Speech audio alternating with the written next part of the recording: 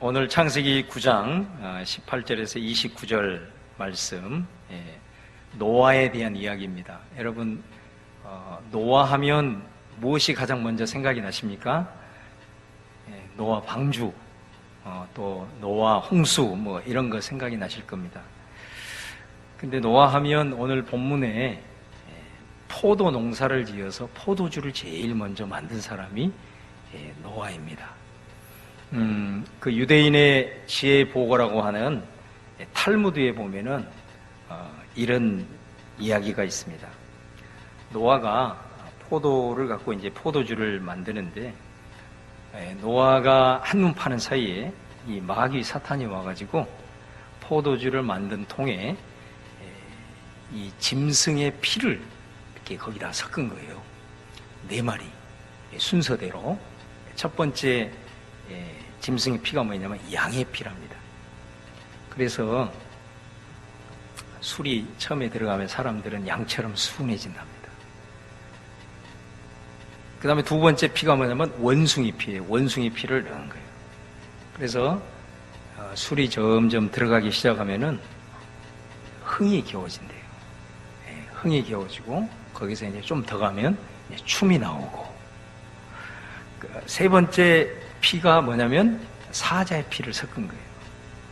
그래서 그러다 보니까 술이 취하기 시작하면 사람들이 격해지는 거예요. 그리고 폭력을 행사하게 되고 뭐 이런 일들이 일어나요. 마지막이 무엇의 피일까요?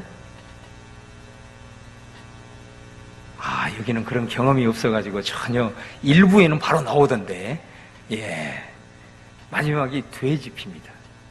그래서 이 사람이 술을 마시게 되면 끝자락이 뭐냐면 돼지처럼 추해진다고, 탈무드에 나오는 그런 이야기.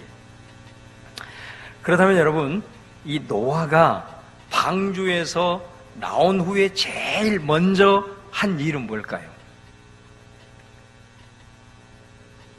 포도주 만들었을까요? 그러진 않았겠죠? 노아가 방주에서 제일 먼저 나와서 한 일은 제단을 쌓는 일이었어요.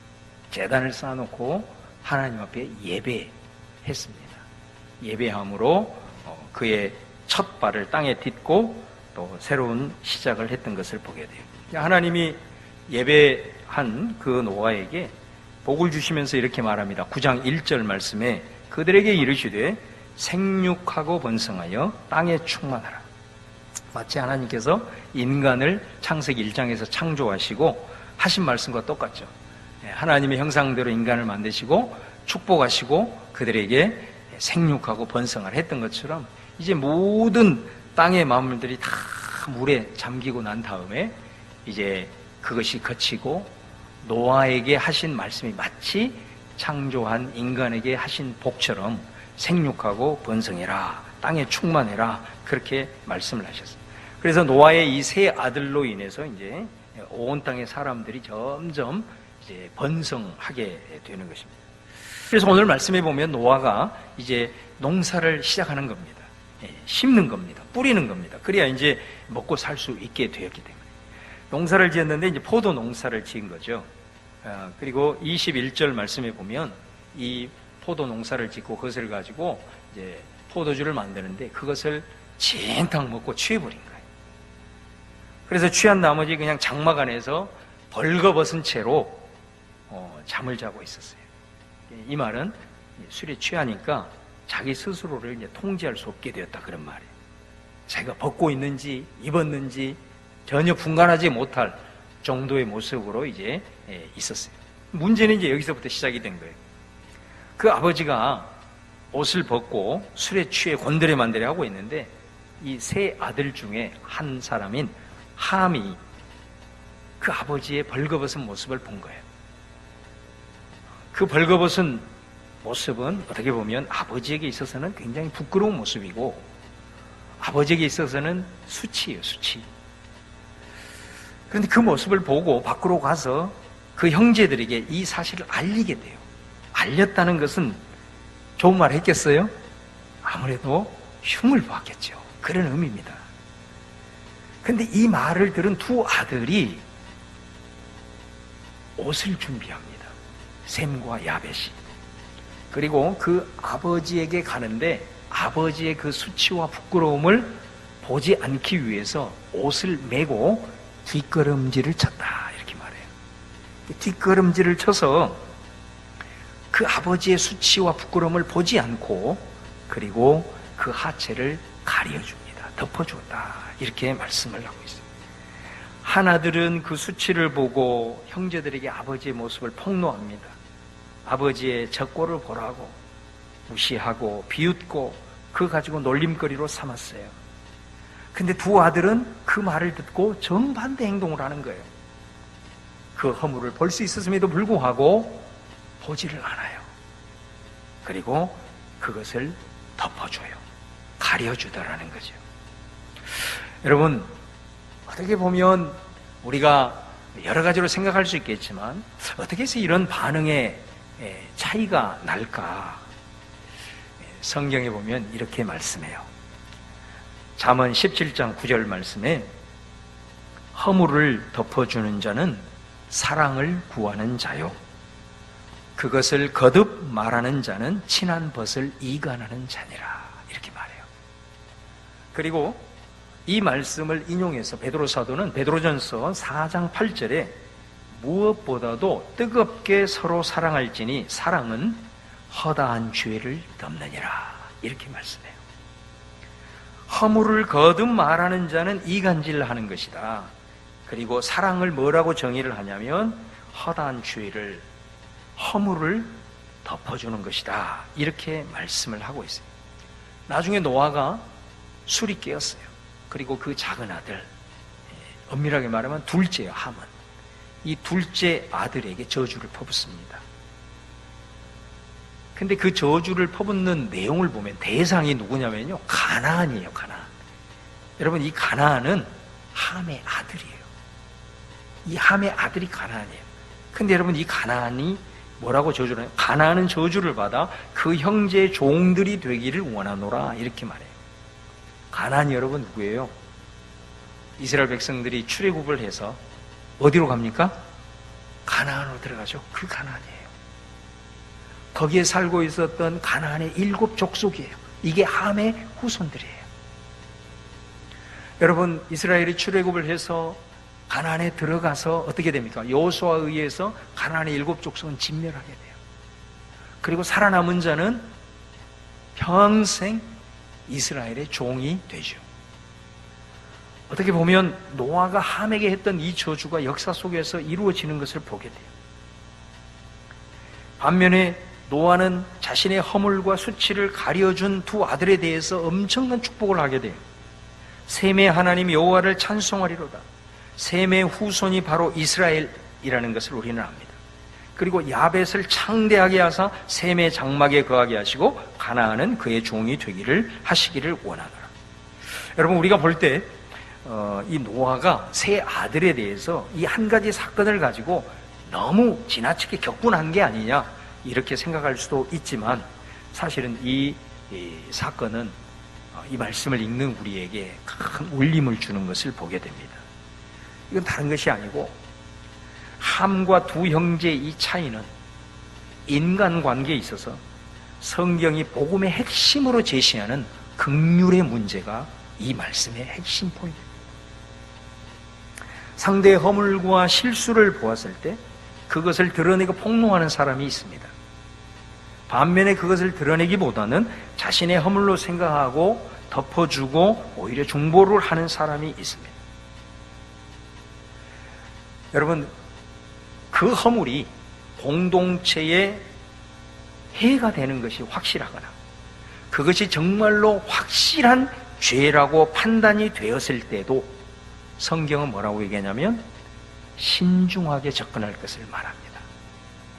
마태복음 18장에서 예수님이 교회에 대해서 말한 내용이 바로 그 내용이거든요.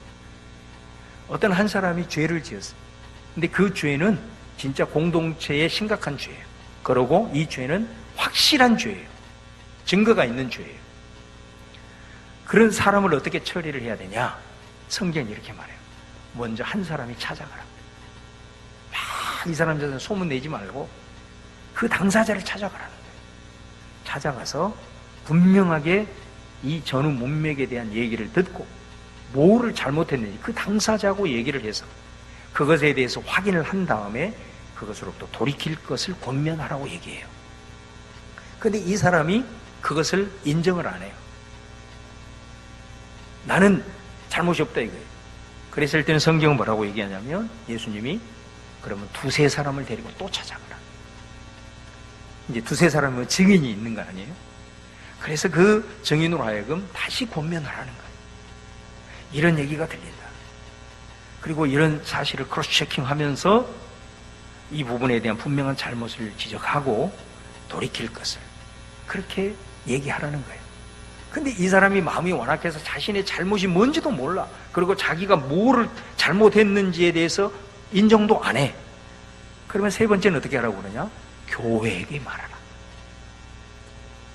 교회에게 말해서 교회로 하여금 그 사람의 잘못을 분명하게 얘기를 하고 이것으로부터 사과할 것은 사과하고 시인할 것은 시인해야 하고 이렇게 해서 교회가 권면을 해라. 그런데도 이 사람이 교회 말을 듣지 않는 거예요. 그러면 어떻게 해? 이방인처럼 취급해라.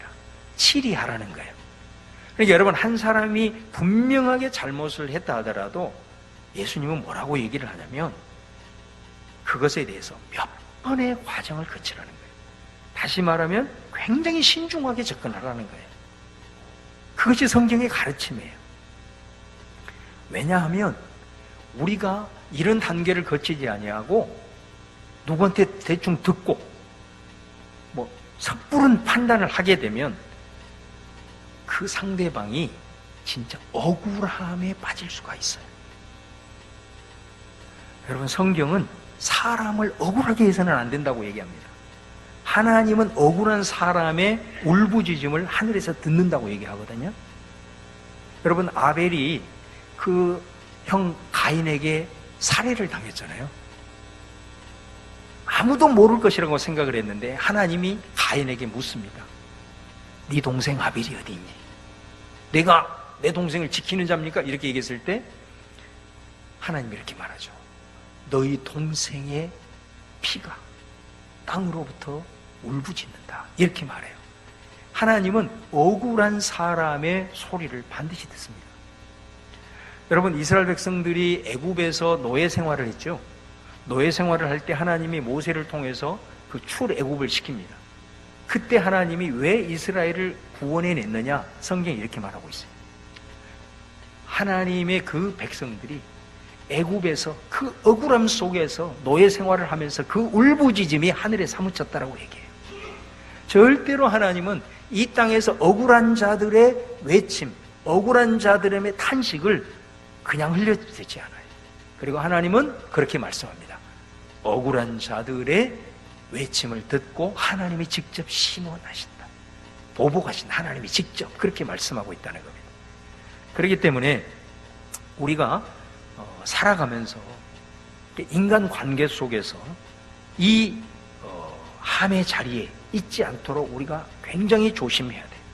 노아의 실수가 있었지만 함은 그것을 드러내고 폭로하면서 아버지의 권위를 손상시키셨어요. 그런데 두 아들은 그것을 가려줬다는 거예요. 보지도 않았다는 거예요. 결국은 이 하나의 행동이 결국 그들의 인생에 있어서 너무나도 큰 차이를 만들어냈던 것을 보게 됩니다. 여러분, 우리가 확증되지 않는 이런 일들로 인해서 우리는 실수할 수 있어요. 또 허물이 생길 수도 있어요. 그런데 우리 안에 그런 허물들을 막 들추어내는 것이 무슨 유익이 있어요?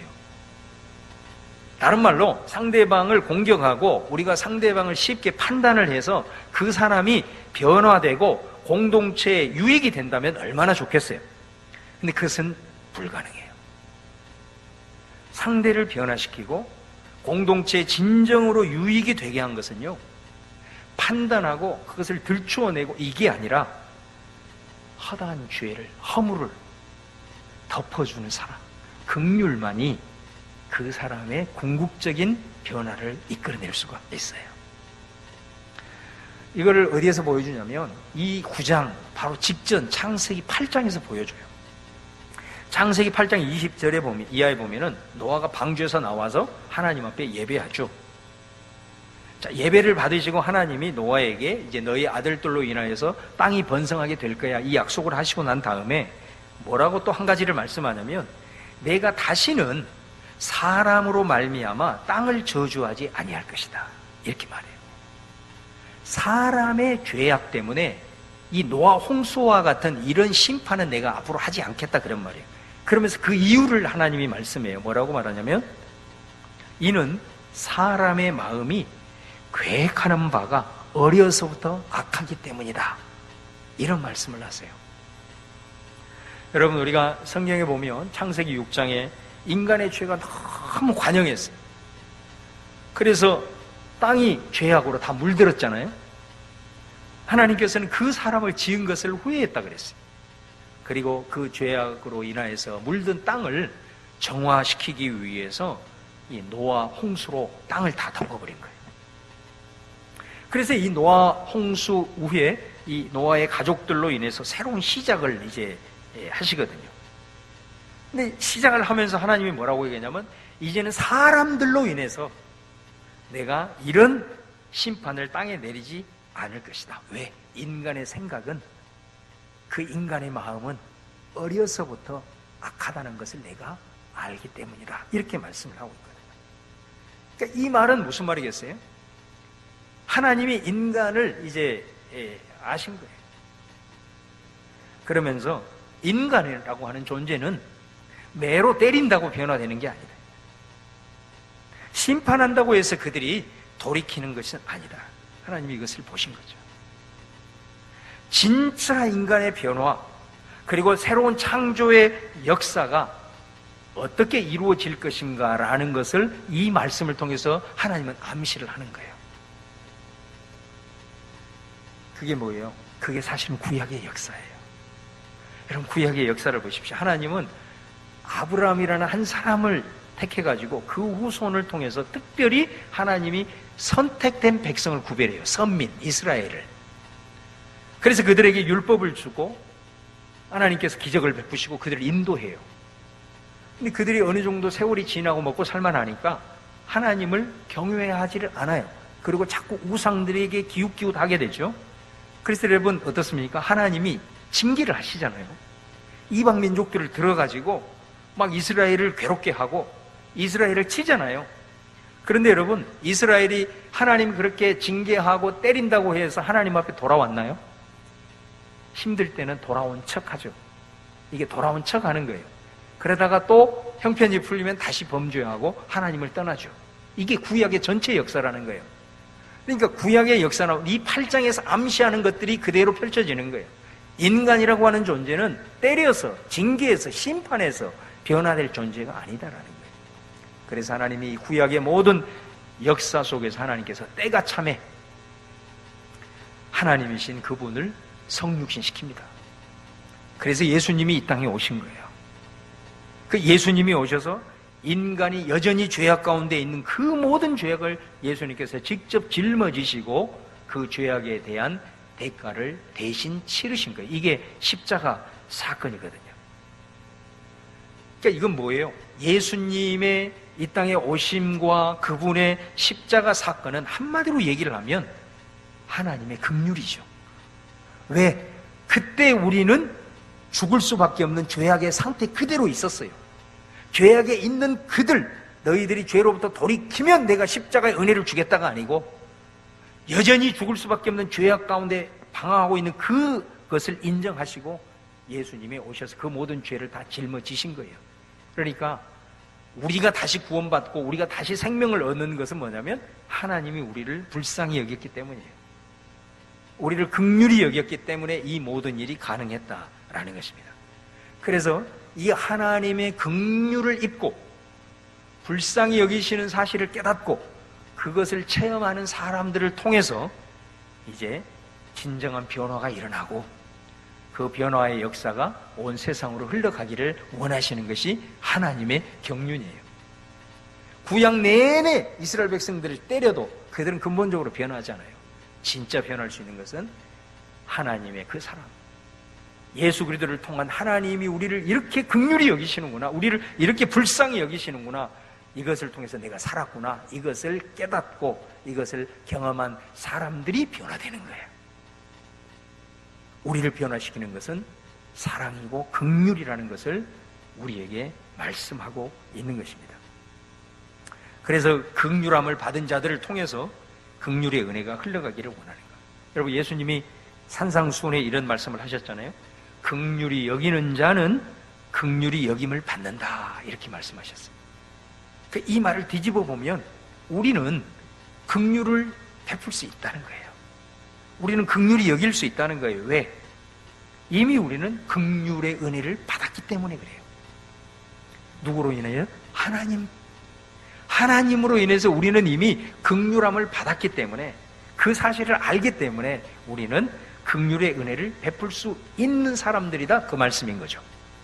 세상 사람들은 하나님을 알지 못하기 때문에 이 하나님의 긍휼을 깨닫지를 못해요. 그러니까 예수님이 이 말씀을 그들에게 준 게 아니고 우리에게 주신 거거든요. 하나님으로 인해서 긍휼이 뭔가를 알잖아, 너희들이. 이거 이미 너희들이 받았잖아. 그래서 너희들에게 생명이 주어졌고 구원의 역사가 일어났잖아. 이거를 깨닫는 너희들이 얼마든지 긍휼을 베푸며 살 수 있다라고 말씀을 하신 거다.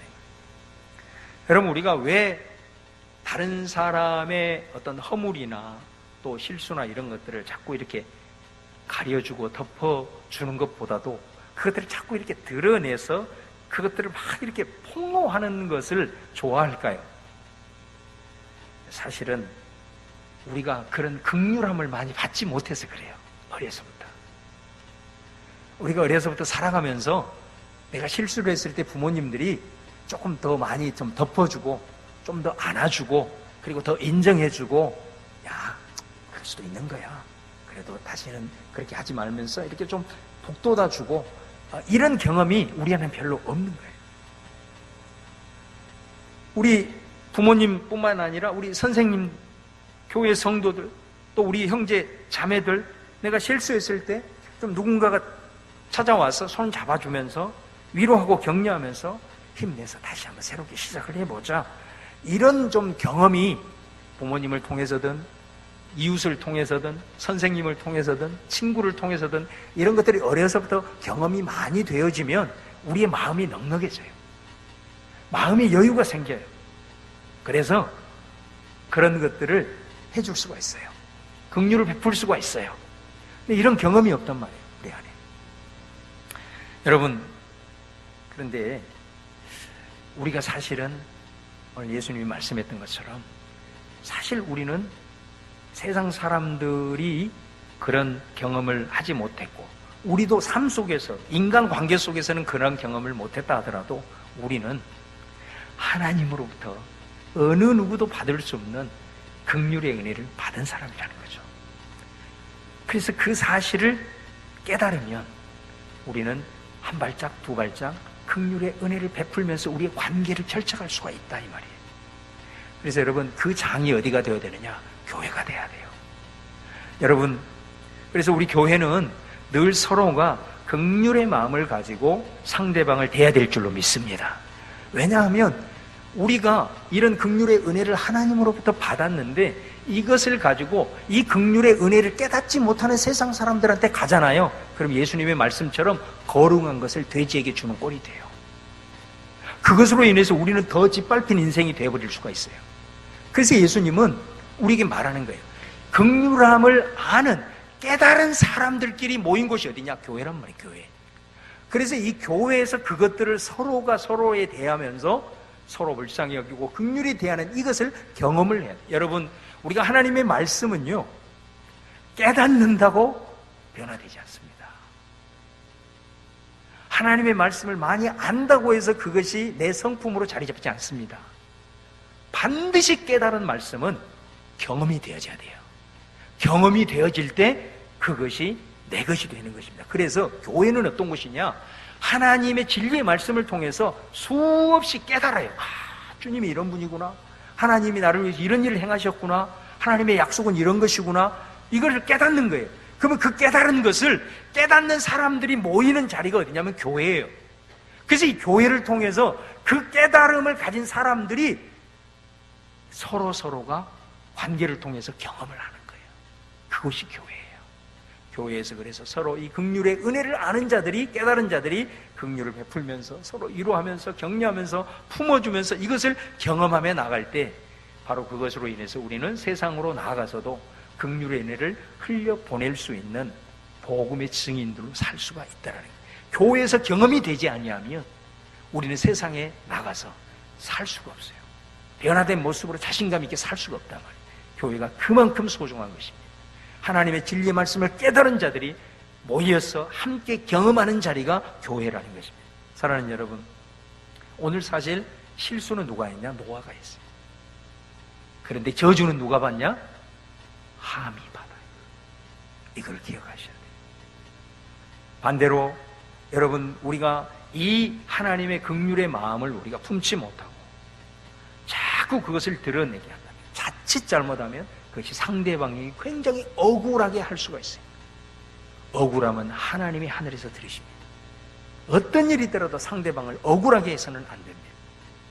그래서 저와 여러분들이 오늘 이 예수 그리스도의 이 긍휼의 은혜가 다시 한번 저와 여러분 가운데 깊이 깨달아져서 이 깨달음을 가지고 깨달은 자들이 모여있는 공동체 안에서 긍휼의 은혜를 서로 베풀고 나누면서 경험하는 가운데 점점 더 이 교회를 통해서 하나님의 그 아름다운 복음과 긍휼의 소식들이 우리의 삶의 현장으로 하나하나 흘러가므로 이 무자비하고 무관심한 이 땅 가운데 하나님의 사랑이 흘러넘치는 그런 축복의 통로로 또 우리 한 사람 한 사람 또 우리 교회가 쓰임받을 수 있기를 주님의 이름으로 축원합니다.